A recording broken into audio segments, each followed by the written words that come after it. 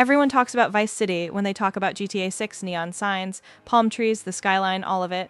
And look, fair enough, that's the poster child of this game. But there's a region on this map that I think is going to end up being way more important to how this game actually plays than people are giving it credit for, and it's got nothing to do with nightlife or skyscrapers. I'm talking about Grassrivers.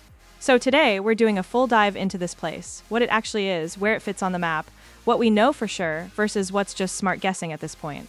And honestly, why I think this region might end up being one of the most memorable parts of the entire game once we're actually playing it. Let's get into it. So first, what even is Grassrivers? If you've seen any of the official artwork, and there's a postcard-style piece of key art that's been floating around, visit Leonida with Grassrivers written across the top in this big green swampy font, you already have the vibe. Aerial shot, sunset, water winding through grass and marsh, a boat cutting a wake through it. That image tells you basically everything before Rockstar even says a word. This is Leonida's version of the Everglades swamps, marshland. Thick vegetation, meandering waterways that don't really follow a straight line anywhere, and based on the reconstruction work fans have done using trailer footage and screenshots, it sits in the southwestern part of the map, acting as this natural corridor connecting the southern tip near the Leonida Keys up into the interior of the state. So geographically, it's not some tucked away side area you might skip, it's actually positioned as a route. A connector which already tells you it's probably going to matter more than a purely cosmetic backdrop region would. Now, if you want a shortcut for picturing this place, and I think this comparison is genuinely useful, think Red Dead Redemption 2's Bayou Ennois. Same energy, same idea.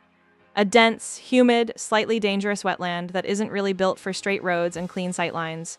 You're weaving around trees, cutting through water, dealing with terrain that fights you a little instead of just letting you drive in a straight line from A to B.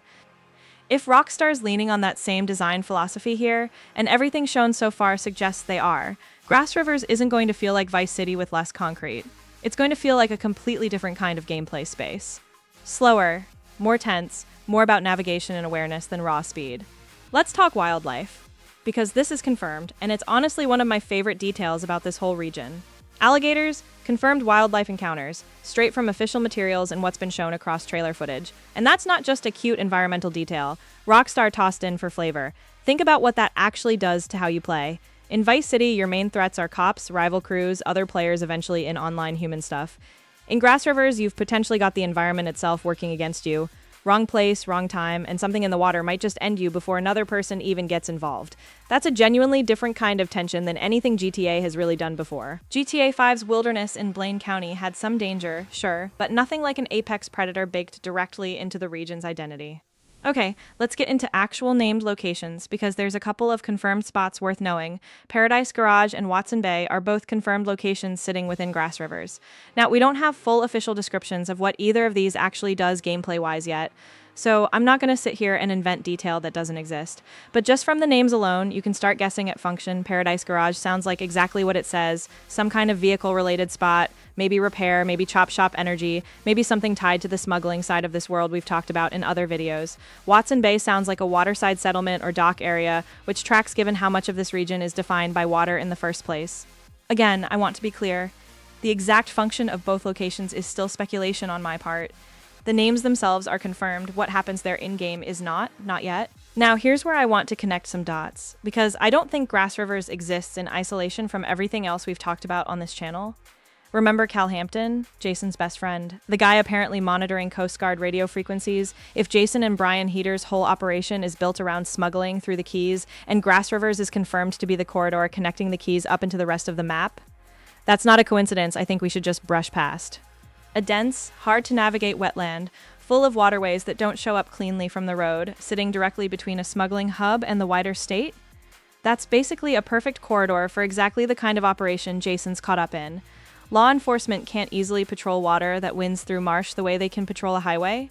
If there's a back way through Leonida that avoids main roads and checkpoints, I'd bet real money it runs straight through here. That's theory, to be clear. Nobody at Rockstar has said Grassrivers is the smuggling route, but structurally, geographically, it lines up a little too well for me to ignore. Let's talk about what community mapping projects have picked up on, because there's some genuinely interesting speculation floating around that I think is worth mentioning, clearly labeled as speculation. Fan-driven reconstruction efforts, people cross-referencing trailer frames, screenshots, even old leaked engine coordinates from a few years back, have pointed toward things like hidden stash houses tucked into the region, off-grid NPC communities living out in the swamp away from any real oversight, and locations that might only be reachable by airboat rather than any standard vehicle.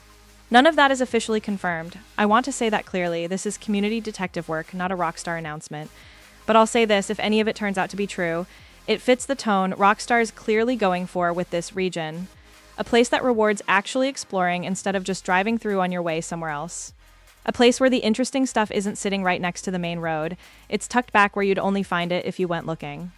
And airboats specifically, that's a vehicle type that makes total sense for terrain like this. Shallow draft, works on grass and mud, as well as open water.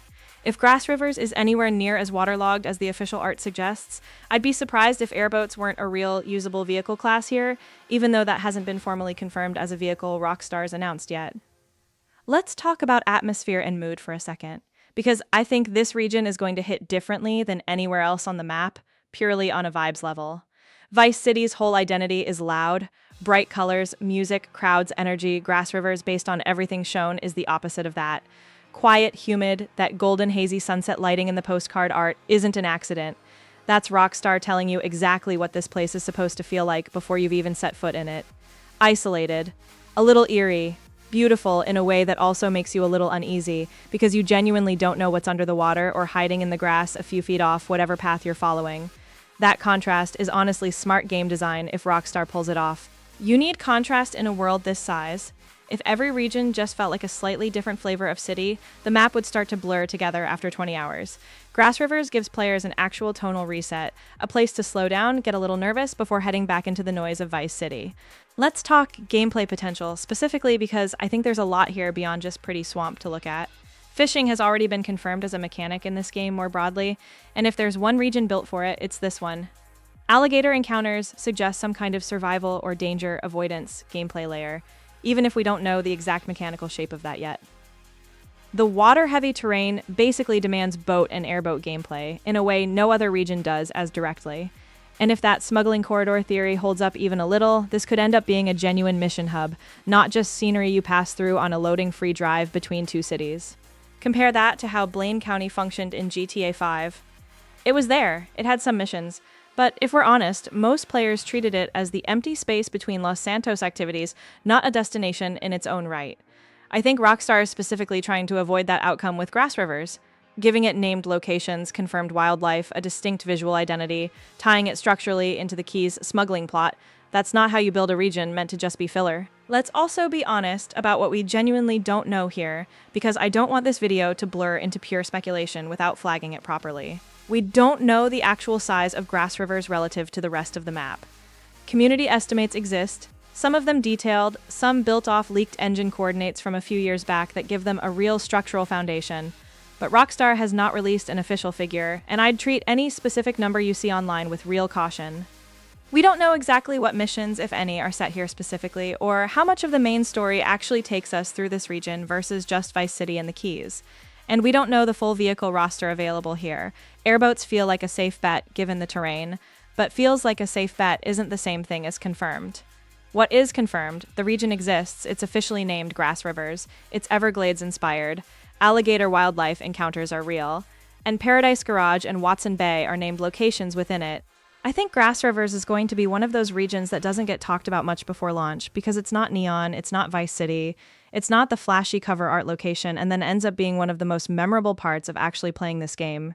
Quiet menace instead of loud spectacle, a real tonal break in a map that could have otherwise just been city, then more city, then a bit of countryside.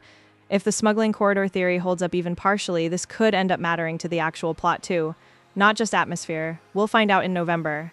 If you want me to do the same deep dive on Port Gellhorn or Mount Calaga next, let me know down in the comments. I'll go wherever you guys want to go first. Subscribe for the next region breakdown, and for anything new Rockstar actually confirms about this place before launch.